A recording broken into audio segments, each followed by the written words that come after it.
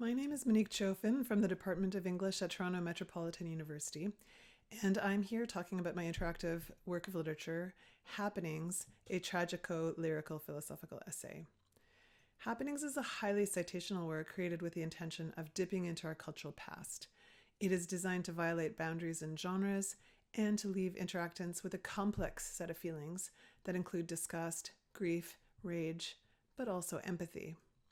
So I'll start with a trigger warning for both this presentation and the interactive work it's talking about, which can be reached using the QR code here. I will be discussing sexual violence throughout the talk, and the work does as well. If you want to turn the video off now, please feel free.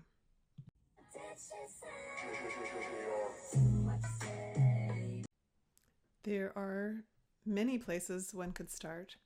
Mine is a viral video that circulated among older and younger women across social media platforms last year that registers the risk, the actual real, embodied, material risk that young women on dating apps undertake. Me, hey girly, I'm going on a date with this guy. I shared my location in case he kills me. Bestie, no worries, have a great time. Love you. The reel was signed with the hashtag girlhood. Why do we not have a word to describe this entirely specific and recognizable feeling, this shotgun to the face, bang, bang, bang, bang, of recognition, horror, amusement, and then resignation? This momentary feeling of awakening where we can plainly see the monstrosity of what is, and then the spreading warm narcosis as we are gently put back to sleep and accept it. The viral video with 35,000 likes, 4.3 thousand comments, and 1.7 thousand forwards did not launch a single instance of change in the world as far as I know. No masses rushed to the streets banging on pots and pans, no sex strikes, no worries, have a great time. C'est triste, mais c'est comme ça. In the introduction of their book on rape and representation, Lynn Higgins and Nancy Miller note our obsessive inscription and obsessive erasure of sexual violence against women and against those placed by society in the position of women. Hashtag girlhood, remembering and forgetting, loving and being killed in the same goddamn breath. I made Happenings in the days after the end of the trial of 51 men who raped 𝗔𝗯𝘀𝘁𝗁𝘁 as she lay drugged and unconscious. Her daughter suspects that she too was drugged and raped in her sleep, but without the same video evidence, she will never know for sure. The excuse many of Pellico's assailants gave was that they were libertines, a word that hails from Rome, and then the Protestant reformer John Calvin, and then the Marquis de Sade, and passed through literature and art and philosophy and political theory until today.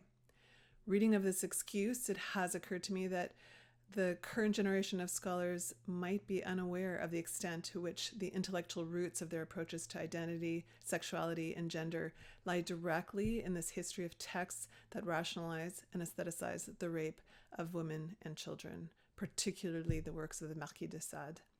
The history of the novel, of the avant-garde, the history of pulp fiction, the history of art cinema and serial television, the history of philosophy and critical theory, psychoanalysis, the history of the Enlightenment, the history of feminism, of queer theory, the history of the internet, of sports, of churches, of schools and universities, all are inextricably bound with texts that rationalize and aestheticize the rape of women and sometimes children. This violence is thus unknowable, and yet at the same time, it's all we know, 24 hours a day, 7 days a week from the instant we're born in this culture. So as scholars of literature, philosophy, cinema, and popular culture, and as artists, we need to begin to divest ourselves of ideas that are thus tainted. We need to do the work of critique in the Greek sense, sifting through culture to separate, divide, to pick out, and to pass judgment. Other moments in the background of this work include the overturning of Roe Wade, a decision which left many American women, depending on accidents of geography, with reduced agency over their own bodies and lives. And I was surprised that there were no national protests or solidarities among women from different states. However, I suppose I needn't have been surprised, because while I was making happenings, I witnessed the unobstructed appointment of a large number of men with histories of sexual assault to positions of power that determine law and political policy. And since creating the work, I've watched one of the first moves of the administration of the country south of me being the cancellation of research grants that use certain words, including the words female, feminine, women, equity, and trauma, all of them keywords in happenings. So, as a feminist Gen Xer, watching the modest advances in equality that had occurred in my lifetime evaporate all around me has made me turn to art to ask a number of interrelated questions. How did we get here? Again, and what do we need to see and understand about women's traumatic experience to get out of this place and move back towards equality? We need to probe our history critically. We need to understand facts and arguments, but we also need to respond with feelings and affects. Making the experience of women visible in environments that seek to dominate and silence them matters, and that's what I've tried to do. So on to my work. Happenings is an interactive work of critique built in Scalar, an app that is most often used in digital humanities projects to create interactive books and exhibits that takes the form of a cinematically haunted digital/paper poem/essay/film. It is highly citational, mashing up the work of Carolee Schneeman, the 1970s performance artist who famously pulled a scroll out of her vagina, with the work of Gabriel Garcia Marquez and Vladimir Nabokov, and other men for whom the imagination of sexual violence was inextricably bound to their art. I want to talk about the impetus behind the work, the methodology, and the project's significance. I subtitled the work Tragico-Lyrical Philosophical Essay, even though it's a footnoted poem and a series of short abstract films and composited soundtrack. I mean essay in Michel de Montaigne's sense, as an effort to find new forms that haven't been found. I mean tragic in the Hegelian sense. Tragedy is the medium of agon, of conflict, as 𝗔𝗯𝘀𝘁𝗁 writes. Tragedy signifies that the spirit is divided, that it is suffering from an inner dissonance due to the conflict of universal and particular. And so my work is also lyrical, inasmuch as it is in verse. However, in subject matter, it resists the relational pulls that one normally finds in the lyric tradition. The philosophical subtitle is on backstory. I'm a scholar of rape in representation and have spent my career critically examining what Ray Chow describes as the oppression of women in its endless variety and monotonous similarity. But I also work in feminist film theory and phenomenological film theory, where I've been especially interested in haptic cinema and theories of touch and so on. So my aggravation is that these disciplines rarely speak to each other. As Carolee Schneeman writes, rape has become academia's under-theorized and apparently untheorizable issue. So I dedicate the work to Jean-Luc Nancy, the philosopher of touch, for whom Derrida wrote an entire book, but could have dedicated it to any number of philosophers guilty of eliding the reality that approximately 1 in 4 women have experienced sexual assault. I happened to attend Nancy's talk on the sense of touch shortly before he died, and listening to him talk about art and culture, but not reflect on the fact that the Western world and history of Western art both construct and justify the touch of women as violation, was disappointing. Where philosophy has been vague on the matter of sexual violence, popular culture and art house cinema has romanticized it. Sarah Projansky explains why this matters. She writes, representations of rape are not simply metaphors for how people behave. As Raymond Williams puts it, they are structures of feeling for how people act in social contexts. The pervasiveness of representations of rape naturalize rape's place in our everyday world, not only as real physical events, but also as part of our fantasies, fears, desires, and consumptive practices. Representations of rape form a complex of cultural discourses central to the very structure of stories people tell about themselves and others. So I start from a few presuppositions. The first is that direct representation of violation is re-traumatizing, but so too is silence. And therefore, the work of art entering into these spaces needs to find a fine balance. The second is that art has a capacity, as Philip Chuck says, to bring violence back into the realm of understanding, by which he means they bring violence back into a setting where meaningful communication is possible. Because if violence is in the realm of understanding, we can begin to speak about it, and survivors are given a context in which their experiences and voices can be heard. And so in Happenings, I try to meaningful communicate in the voice of a strong woman, something that intersects with those many banned US keywords: trauma, women, violence, all with the goal of equality. My title, Happenings, refers to the 1960s form of performance art, thought of as an entirely new genre of art making, designed to draw the audience into the action and ultimately force the audience and participants to experience their own lives with greater authenticity. They were thought to feature a physical crudeness and roughness. As McElroy writes, the events in Happenings would include an architectural, if homemade, set, visual elements, sound, lights, even smell, as well as poetry, music, and stage direction. For the artists producing Happenings in the late 50s, 60s, and 70s, this was not theater. There was no narrative, no plot, no dialogue, no characterization. Objects, sounds, and music were just as important as the friends and fellow artists who participated. And even audience members were given direction. So what interested me about the genre of Happening was its commitment to disrupting the boundary between artist and audience by demanding a form of participation. A happening is kind of an accountability contract. And I also appreciated the way in which this medium sought to engage all of the senses and connect to the body, and thus undermine the sort of sacredness but the separateness of artworks. According to Alan Crapaugh, the Happening also smacked of nightclub acts, sideshows, cockfights, and bunkhouse skits. He's clearly putting it in subversive and often hostile set of spaces, which were dedicated to producing and rehearsing kinds of violence that were safe. So this is interactive work. However, I have rendered its interactivity fairly linear. Scalar allows its users to read hypertextually, but because this work is based on a long poem, I opted for a fairly linear form of interactivity, indicated by both a table of contents and little arrows at the edge of each page. Scalar can integrate rich media like sound and video relatively easily. However, in this rich media environment, it was important for me to center the medium of paper.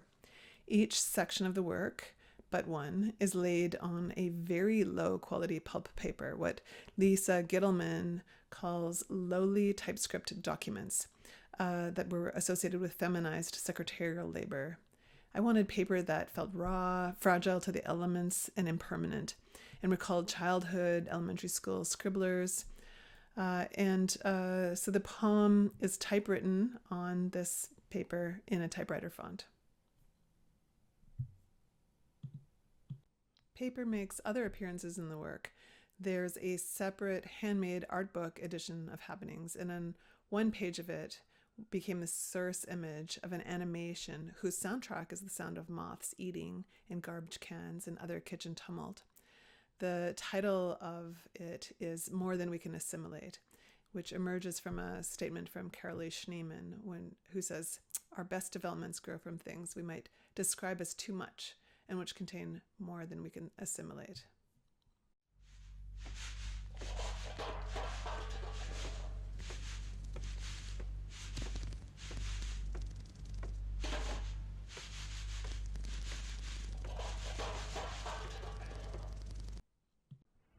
Other paper elements that made it into the digital edition from the handmade book were hand-sewn pages that became part of a special effect.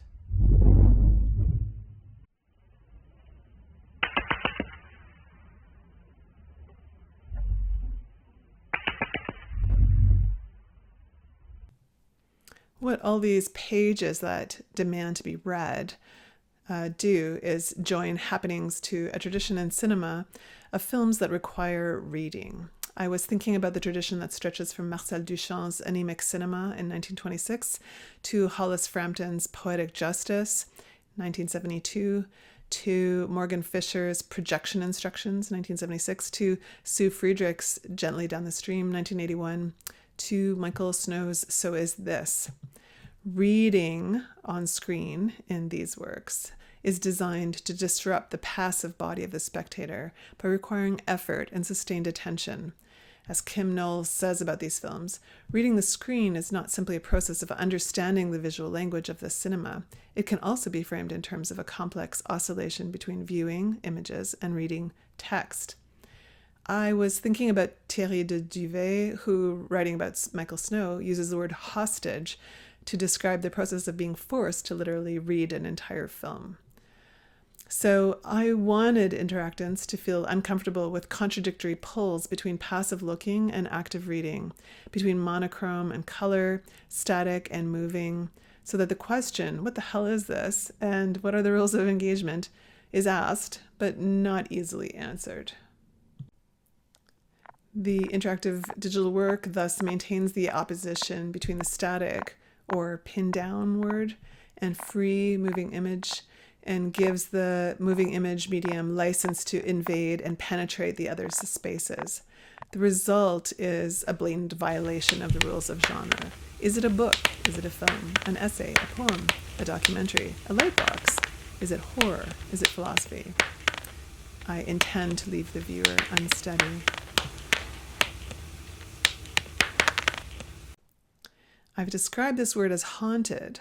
I bring historic, literary, and artistic figures to life using quotations, all attributed in a web of footnotes, a visual structure which alludes to Vladimir Nabokov's Pale Fire, a text in which the main action occurs in an apparatus of scholarly footnotes.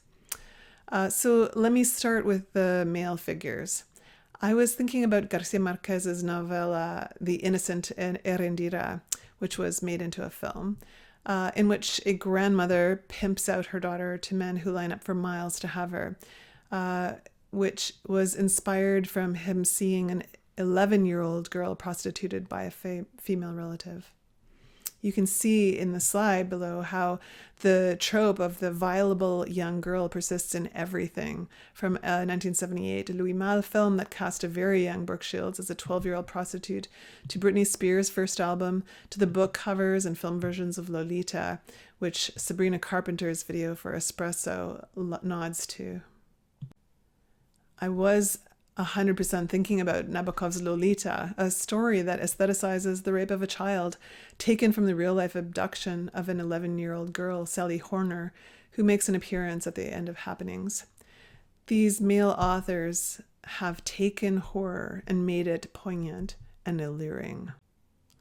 What I didn't want to do is replicate these ideological structures, but rather draw us into states of feeling that resist. So I turned to one of Nabokov's passionate and sadistic hobbies, lepidopery, both quoting him and referring to him directly, but also indirectly, drawing moths instead of butterflies because they were loathed instead of loved into the soundtrack through BBC recordings of moths from around the world. The effect of my soundtrack of moths chewing and scurrying is uncanny, it's chilling and disorienting. The word insect comes from the Latin verb insecare, which means to cut into, incise, or dissect, which is in part what the intellectual project of Happenings is doing to rape culture.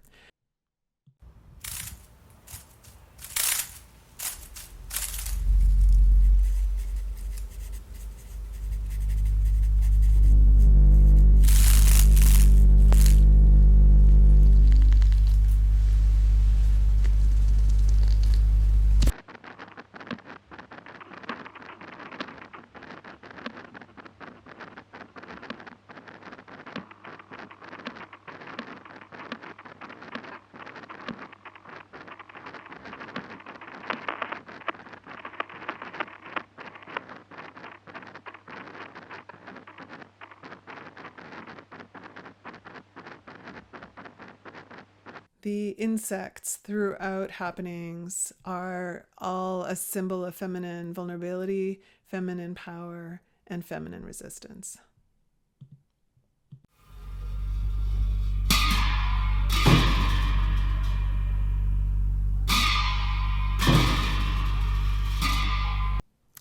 Let me next turn to the women who inform this work. The central figure is the American performance artist Carolee Schneeman, famous for the work in 1975 in which she stood in front of an audience, largely of women audiences, and pulled a scroll from her vagina and read from it. As Quinn Moreland summarizes, by pulling a physical object from an otherwise hidden space, the interior becomes visible and therefore vocal. As I hope you can see in the image, although it's a bit faded by now, the words of the scroll conclude with, "Oh no, he said we think of you as a danger." Schneeman wanted to highlight this juxtaposition of the ways women are constructed as dangers in our culture to the ways men actually are dangerous, culturally and physically. Schneeman later wrote of her work in a 1991 essay titled The Obscene Body/Politic. I didn't want to pull a scroll out of my vagina and read it in public, but the culture's terror of my making overt what it wished to suppress fueled the image. It was essential to demonstrate this lived action about vulvic space against the abstraction of the female body and its loss of meaning. I found that Schneeman's impulse to reach inside and show the world something raw seems again necessary. Catherine Spencer has written about how Schneeman's approach to the happening was quite different from the approach of her male contemporaries. Schneeman's happenings, she writes, were concerned with the challenge of fostering organic connectivity without erasing difference. What made Schneeman interesting, according to Spencer, was that Schneeman's group work articulates a number of pressing questions, and these are questions that I care about as well. How can people communicate differently? What forms of subjectivity might emerge through unorthodox communication channels? How can bodies unlearn socially ingrained behaviors and instead develop interactive performativity?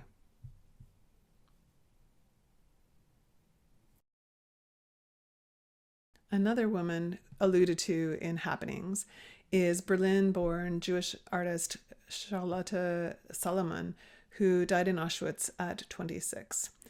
Salomon called her sequence of almost 800 watercolors life or theater.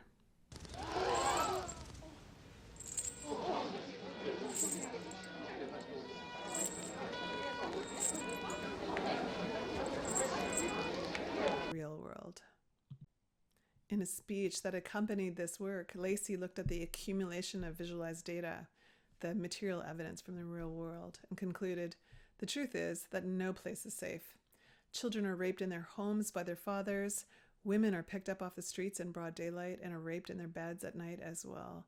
It seems clear to say that women should not hitchhike. 17 of 86 were raped while accepting a ride or offering a ride to a stranger or an acquaintance, but 21 were raped in their own beds.